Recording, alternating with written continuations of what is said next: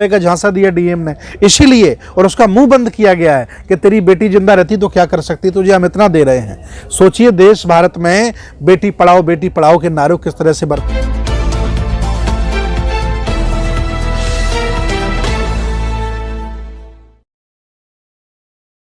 नमस्कार दोस्तों, मैं राहुल नागपाल और आप देख रहे हैं बहुजन मीडिया।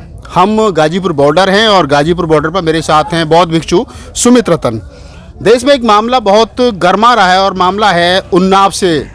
उन्नाव में जिस प्रकार से 3 दलित बच्चियां, मासूम बच्ची मैं कह सकता हूं, और जिस प्रकार से अचेत अवस्था में वो मिली, जब उनके माँ बाप को पता चला तो तीनों बच्चियों को ले जाकर के हॉस्पिटल में एडमिट कराया गया और वहाँ पर जाकर के पता चला कि 2 बच्चियों की जो है वो डेथ हो चुकी है और 1 बच्ची गंभीर रूप से घायल है। अब सवाल ये उठता है कि जब मैं इस बात पर चर्चा कर रहा हूँ और तो मुझे फिर मनीषा वाल्मीकि जो हाथरस का मामला था उसकी याद आती है। ठीक जिस प्रकार से मनीषा वाल्मीकि को अगर समय से इलाज मिलता तो शायद मनीषा वाल्मीकि हमारे बीच होती, लेकिन उसको समय से इलाज नहीं दिया गया, समय से दिल्ली रेफ़र नहीं किया गया तो मनीषा वाल्मीकि हमारे बीच नहीं रही। वही सेम स्थिति उन्नाव मामले में भी पुलिस जो है वो अपना रही है और जो तीसरी बच्ची ज़िंदगी और मौत से जूझ रही है उसको वो सही ट्रीटमेंट नहीं दे रही है। इस मामले पर और वर्तमान में जो देश में हालात हैं, किसानों को लेकर के जो हालात हैं बने हुए हैं, सरकार का जो अड़ियल रवैया, अड़ियल रुख है, उसको लेकर के मैं बनते जी के साथ बातचीत करूंगा। बनते जी, जो उन्नाव वाला मामला हुआ है 3 बच्चियों के साथ में, कैसे देखते हैं? भारतीय इतिहास में ये बहुत बड़ा जघन्य अपराध है और ख़ास तौर से जो सत्ताधीश पार्टी है जिसने नारा दिया था बेटी बचाओ बेटी पढ़ाओ, ये बहुत बुरी तरह से धूमिल हुआ है। और मेरा तो आह्वान है, मेरा तो एक कह सकता है कि आह्वान है पूरे देश के सभी लोगों से कि बेटियों का आप साथ दें। और उत्तर प्रदेश की सरकार चला रही योगी बाबा से मेरा कहना है कि जब तुमसे उत्तर प्रदेश नहीं चलाया जा रहा है तो आप गोरखपुर जाकर के घंटा हिलाइए। क्या ज़रूरत है मुख्यमंत्री बने बैठे हो जब आपसे देश नहीं संभाला जा रहा है। छोटी छोटी बेटियों के साथ बलात्कार हो रहा है, अपराध हो रहा है, उन्हें मार दिया जा रहा है। मैं दावे के साथ कह रहा हूँ अगर सही से उसकी जांच की जाए, और उसकी जांच मेडिकल वहाँ नहीं, यूपी में हमें विश्वास नहीं है, अगर उसका उन बेटियों का मेडिकल दिल्ली कराया जाए तो मुझे पूरा विश्वास है, या राजस्थान में कराया जाए, मुझे पूरा विश्वास है उन दोनों बेटियों के साथ रेप निकलेगा। रेप करके उन्हें मारा गया है वो, और कोई उन्हें छोटी बेटियों को क्यों मार देगा?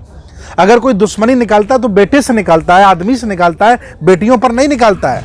वो रेप है। और जो बेटी जिसके साथ इलाज अच्छा नहीं हो रहा है, ये जानबूझकर के इलाज इसलिए अच्छा नहीं कर रहे, उसे भी मारना चाह रहे हैं ताकि अगर ये ठीक हो जाएगी तो सही जवाब दे देगी, पूरा देश के चेहरे पर कालिख लग जाएगी, इसलिए उसका इलाज भी ठीक से नहीं किया जा रहा है। बनते जी, मेडिकल में पुष्टि हुई है कि जो 2 बच्चियां जिनकी मेडिकल हुआ है उसमें आया है कि उनको बच्चियों को पॉइजन दिया, जहर दिया गया है। बस 12 वर्ष की बच्ची, 13 वर्ष की बच्ची अपने आप तो जहर खा नहीं सकती है जी।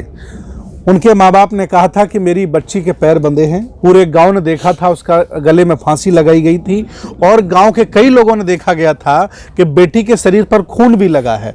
अच्छा ये बताइए गले में फिर फंदा क्यों लटकाया गया, उसके पैर क्यों बंधे थे जब जहर खाया है? ये सब सरकार जानबूझकर के ड्रामा कर रही है। जब पूरे देश में किरकिरी हो रही है, पूरी दुनिया में किरकिरी हो रही है, अभी ये षड्यंत्र पर उतर आए हैं। अब इन्होंने डॉक्टरों को खरीद लिया है, डॉक्टरों को धमकी दी है कि मेडिकल रिपोर्ट बदलिए, इसलिए मामला ऐसा हुआ है। न सही माने में वो रेप है। बच्ची के जो पिता हैं उनको नज़रबंद कर दिया गया, लोगों को मिलने नहीं दिया जा रहा है, मीडिया को वहाँ नहीं जाने दिया जा रहा है। मतलब इतनी हिटलरशाही क्यों? पिता को सच्चाई पता है कि मेरी बेटी के साथ रेप हुआ है, रेप करके उसे मारा गया है, इसलिए उस पिता को 10 बीघे पट्टे का झांसा दिया जा रहा है। उसको 50 लाख रुपए का झांसा दिया डीएम ने इसीलिए, और उसका मुंह बंद किया गया है कि तेरी बेटी जिंदा रहती तो क्या कर सकती, तुझे हम इतना दे रहे हैं। सोचिए देश भारत में बेटी पढ़ाओ के नारे किस तरह से बर्बाद किया जा रहा है। मतलब 3 बच्चियों की कीमत 50 लाख और 10 बीघे जमीन, ऐसी सरकार ये है करना चाह रही है। और अकेला ये उन्नाव में नहीं, अभी मुरादाबाद में एक बेटी, उसका नाम है ज्योति प्रियंका ज्योति, जो ट्यूशन पढ़ा के अपने घर का खर्च चलाती थी, दरिंदों ने रेप किया, एक ने नहीं 10 ने किया और उसे बाद में मार डाला। ऐसी जाने कितनी रोज घटनाएं होती हैं, तो प्रकाश में आ गई हैं। जाने ऐसी कितनी घटनाएं हैं जो माँ बाप बताते नहीं है, पुलिस में रिपोर्ट दर्ज नहीं कराते हैं। ये मानसिकता है, और ये मानसिकता तब तक बनी रहेगी जब तक देश भारत में ऊंच नीच, छुआछूत और ऊंचाई नीचाई का भाव बना रहेगा। हम इनसे ऊंचे, हमारी मूंछ बड़ी है, ये छोटी जाति का है। ये जो भाव है ना, ये भाव व्यक्ति में अहंकार पैदा करता है। इसके लिए जिम्मेदार कौन है? इसके लिए जिम्मेदार है देश भारत की संविधान के विरोध की व्यवस्था, जिसे हम चातुर्य बल व्यवस्था कहते हैं, उसका दोष है ये। उसी की वजह से ये सब हो रहा है, जिसमें नारी को अबला माना जाता है, जिसमें नारी को प्रयोग करने की वस्तु मानी जाती है। आदमी प्रधान देश है, ये पुरुष प्रधान देश है। आदमी अपने घमंड में चूर रहता है, महिलाओं की इज्जत नहीं करता है, छोटी छोटी बेटियों की इज्जत नहीं करता है। इसलिए दरिंद्र ये पैदा हो रहे हैं जो छोटी बेटियों को। आपने कहा कि जो संविधान के विरोध में ताकत काम कर रही है वो इसके लिए जिम्मेवार है। एक बड़ा सवाल यहाँ पर आता है कि जब संविधान देश के अंदर लागू हुआ तो उसमें यह कहा गया कि आज से पूर्व में जितने कानून मुल्क भर में थे वो रद्द किए जाते हैं, और अब संविधान जो है वो देश का कानून है। उसके बावजूद भी कौन से कानून है जो काम कर रहे हैं? कौन सी मानसिकता है जो काम कर रहे हैं? आज भी देश भारत में ऐसे बहुत लोग हैं जो संविधान को नहीं मानते हैं, बस थोड़ा बहुत जान लेते हैं, मान लेते हैं, लेकिन व्यक्तिगत जीवन में कोई नहीं। अस्पृश्यता का विरोध है संविधान में पूरी तरह से लागू है। जातिवाद का विरोध संविधान पूरी तरह से लागू है। वर्ग भेद का विरोध है संविधान पूरी तरह से लागू है। छुआछूत का पूरी तरह से लागू है। ऐसा कोई गांव आप बताइए जिसमें सभी जाति बिरादरी के लोग बैठ के इकट्ठा खाना खा लेते हो?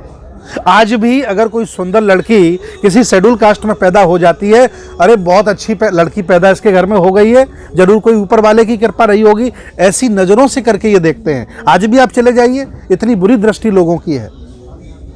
बंदे जी, एक बड़ा सवाल जो आपने उठाया कि मतलब किस प्रकार से लोग जो बहन बेटियों के साथ में, सरकार का पहले दिन से नारा रहा है बेटी बचाओ बेटी पढ़ाओ, और चाहे मोदी जी तो मोदी जी तो कहते हैं कि मैं तो फ़कीर आदमी हूँ, और योगी जी तो खुद फ़कीर हैं, फ़कीर के बहाने में।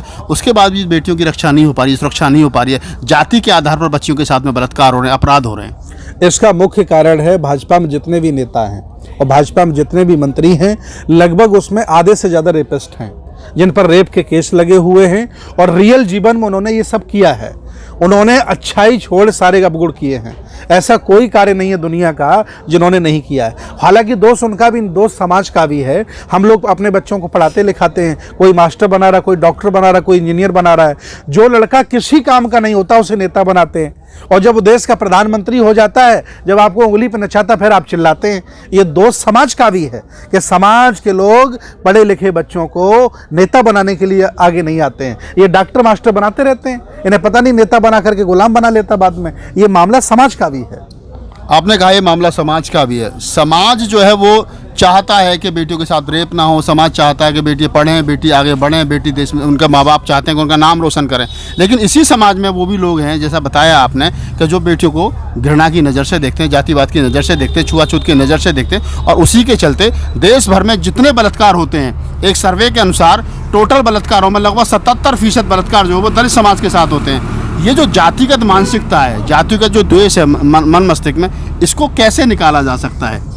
देखिए, बिना पढ़े लिखे लोग तो कुछ भी कह सकते, लेकिन एक पढ़ा लिखा सन्यासी जिसका भी वीडियो वायरल हुआ था, उसने कहा था कि महिलाओं को रजस्वला के समय खाना नहीं बनाना चाहिए।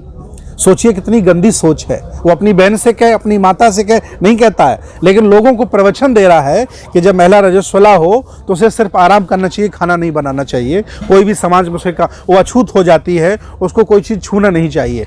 और जबकि बेवकूफ़ ये भी कह रहा है कि अगर रजस्वला महिला ना हो तो संतान पैदा नहीं कर सकती है। दोनों बातें देश भारत में चलती हैं।